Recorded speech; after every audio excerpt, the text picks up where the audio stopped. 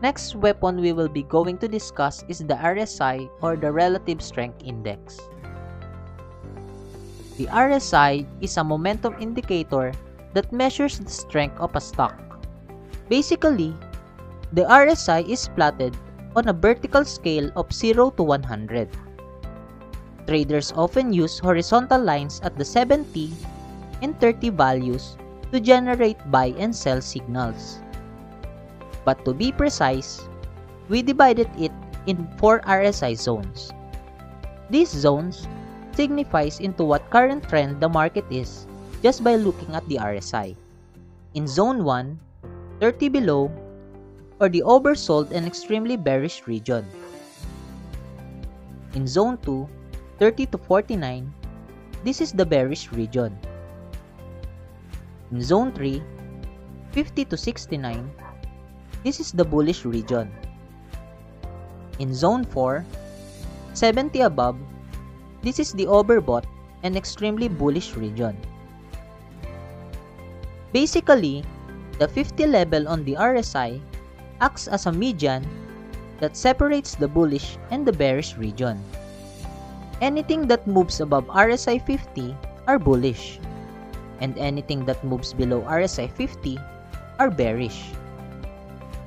Based on textbook definition, any movements above 70 region indicates an overbought condition. Dito most traders liquidate their position kaya mas prone to correction yung stock.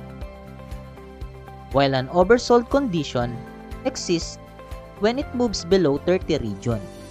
Dito naman mas maraming buyers yung stock kaya it could be a good candidate for recovery.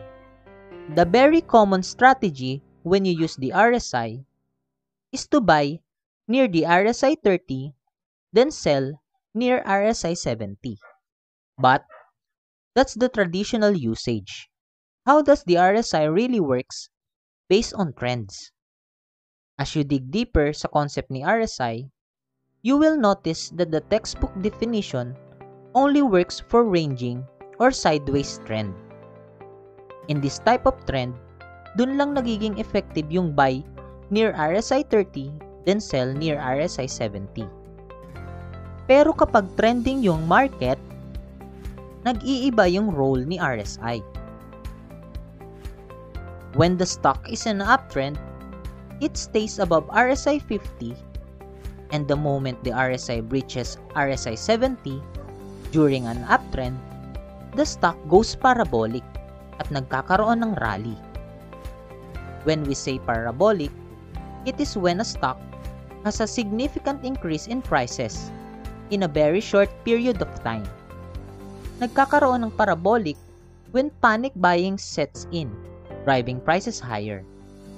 It is a state of maximum greed. When the stock is in a downtrend, it stays below RSI 50, and the moment the RSI breaches RSI 30 during a downtrend, the stock goes to a paraburst at nagkakaroon ng heavy selling. When we say naman paraburst, it is when a stock experiences major downfall or correction in a very short time.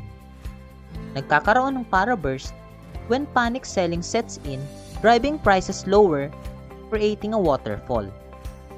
It is a state of maximum fear. The RSI wall. Did you know that it is also possible to create support and resistance with the RSI? We call this SAR as RSI walls. You only need to identify major swings and key levels by simply creating a horizontal line. These RSI walls, once broken, would support major reaction on prices. Some facts regarding the RSI.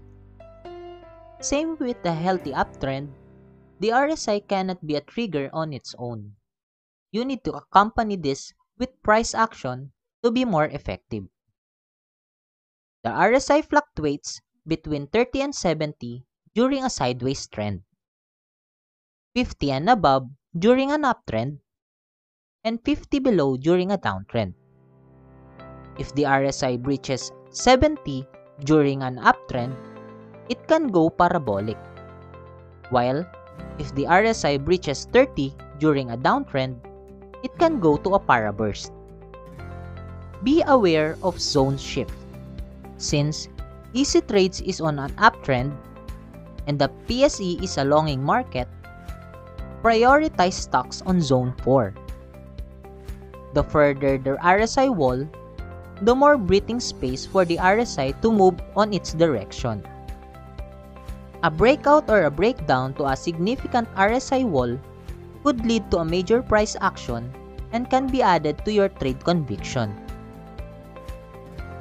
Money is on the extremes.